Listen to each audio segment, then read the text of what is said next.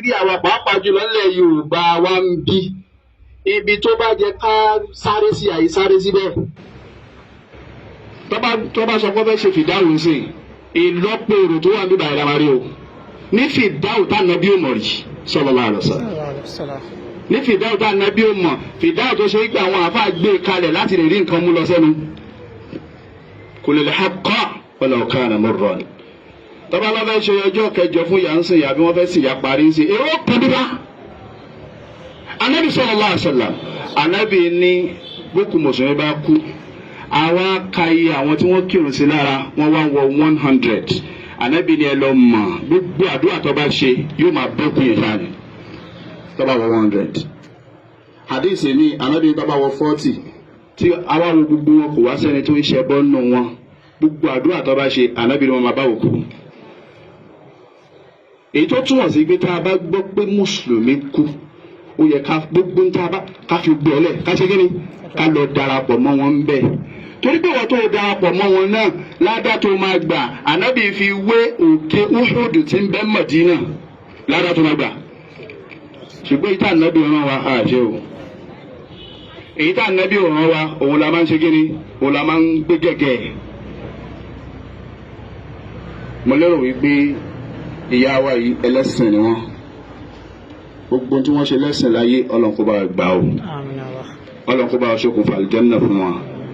Àwọn ọmọ tí wọ́n bí ẹlẹ́sìn ni wọ́n ẹ jẹ́ gbàgbọ́ yẹn nítorí tọ́lọ́run ẹ jẹ́ ṣàánú ìyá yìí o ẹ ṣàánú wọn o ẹ má dẹ́ṣẹ̀ sí wọn lọ́rùn kíní kan ọjọ́ mẹ́jọ kíní kan ọjọ́ mẹ́jọ ọjọ́ kíní kan ọjọ́ kíní kan ẹ má dẹ́ṣẹ̀ sí wọn lọ́rùn o. Gbogbo ntẹ́ ń dálẹ̀ yẹn tẹ́ bá ráfà àti ń tàn yín ń táwọn ó jẹ lọ́ngbà o fact ni mo gbá fún yín yẹn o. Mo gbẹ̀yìn òkú mi ẹlòmíì tí ò tọ́jú ìyá yóò náwó màálù o ẹlòmíì tí ò tọ́jú ìyá yóò náwó màálù. Ẹbí tí wọ́n rí àwọn ọ̀dọ́ wọn rí wọn gbé dìde kọ́ fún wọn lówó kọ́ empower wọn kọ́ di nǹkan nú ayé wọ́n rò owó ṣètò kú.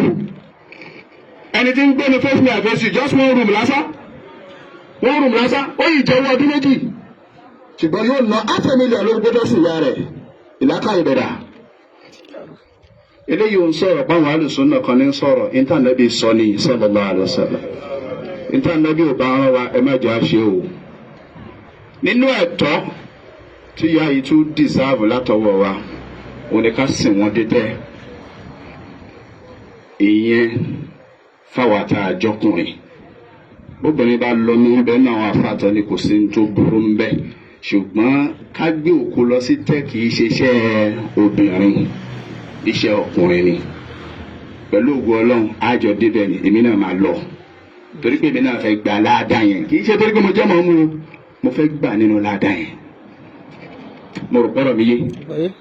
Èyí tó wá kù fún yàwá ń sìn yín wọn náà ká máa ṣàdúrà fún wọn ibi táwọn bí náà sọ nìyẹn. Sallallahu alaihi wasallam. Nígbà tí mùsùlùmí bá ti kú ní tó kù fún ojú kíni lọ nǹkan mẹ́ta náà ni nígbà tí mo fa Lárúbáwá ń bí nǹkan mélòó ló kù fún nǹkan mẹ́ta nínú rẹ̀ òun lọmọ rẹ̀ tó fi ilẹ̀ tí ń ṣe kíni ń ṣe àdúrà fún.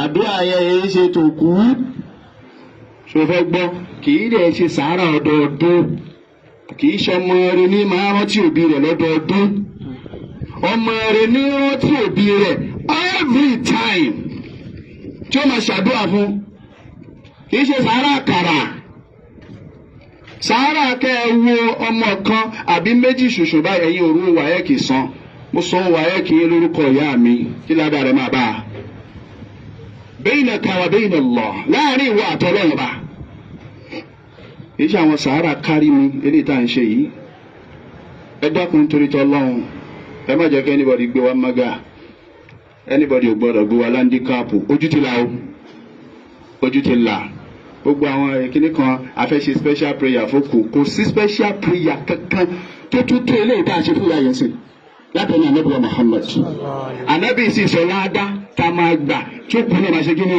tó kù náà máa gbà gbogbo special prayer tẹ́ bá máa ṣe ẹ máa ṣe ìyàwó méjì yànnù lójoojúmọ́ ẹ máa ṣe fún wọn gbogbo sàrà tẹ́ bá fẹ́ ṣe ẹ máa ṣe gbogbo gbà tẹ́ bá ti lágbára rẹ̀ mọ́ṣáláṣí lélẹ́yìí àbí mọ́ṣáláṣí àdúgbò àbí anywhere ìjọba bùkátà sí ẹ lọ ṣe fún wọn bẹ̀ lórúkọ dání lórúkọ ìyá. àìmọye ọmọ tí ò ṣe sàárà gidi fún ìyá rẹ̀ ṣùgbọ́n ó ná millions lórí òkú. ẹ tún padà ṣe lọ́rùn ẹ tún mutí bẹ́ẹ̀ mutí àwọn tó máa mutí sí lọ́rùn máa mú sí lọ́rùn. ládàá kí lọ́yà ń bẹ́ ẹ kọ́ mọ ṣe lọ́rùn ni. ẹ wòye sáwọn sàárà tó nítumọ̀ sàárà tó nítumọ̀ kì í ṣe sàárà kàrà pàpọ̀pọ̀fù.